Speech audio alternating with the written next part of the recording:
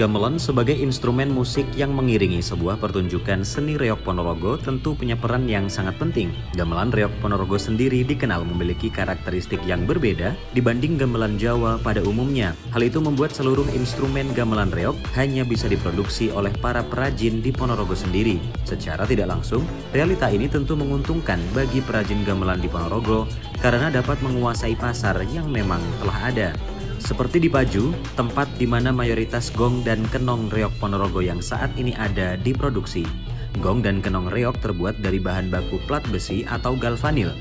Plat logam berukuran tebal 2 mm akan dipotong sesuai dengan pola, kemudian ditempa sesuai bentuk yang dibutuhkan. Plat-plat yang terdiri dari bagian raen dan sikilan tersebut kemudian digabungkan dengan cara dilas.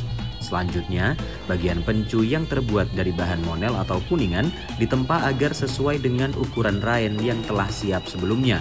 Penggabungan pencu dan raen juga dilakukan dengan cara dilas. Setelah seluruh bagian menjadi satu, proses selanjutnya yaitu melaras suara. Proses ini dilakukan dengan menabuh atau memukul gong maupun kenong untuk mengetahui bunyinya. Gong dan kenong akan terus ditempa hingga menemukan nada atau bunyi yang tepat. Sebelum dijual atau dikirim, gong dan kenong akan terlebih dahulu di finishing dengan dicat maupun dipernis agar terlihat lebih menarik. Semua proses tersebut membutuhkan waktu pengerjaan selama 7 hari. Gong tentunya membutuhkan gayor, yaitu tiang atau gawangan yang terbuat dari kayu untuk menggantung gong saat ditabuh.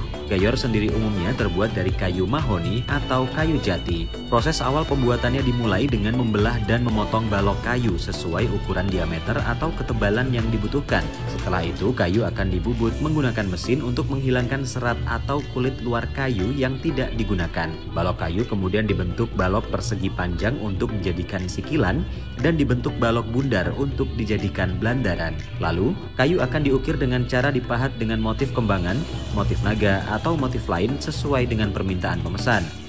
Jika sudah, proses selanjutnya yaitu pengamplasan agar permukaan gayor menjadi halus dan siap di finishing dengan cara dicat atau dipelitur dengan warna natural. Terakhir, bagian belandaran dan sikilan sudah bisa dirangkai menjadi satu gawangan dan siap untuk dijual. Proses produksi gayor ini biasanya akan memakan waktu hingga 10 hari sesuai tingkat kesulitan pesanan.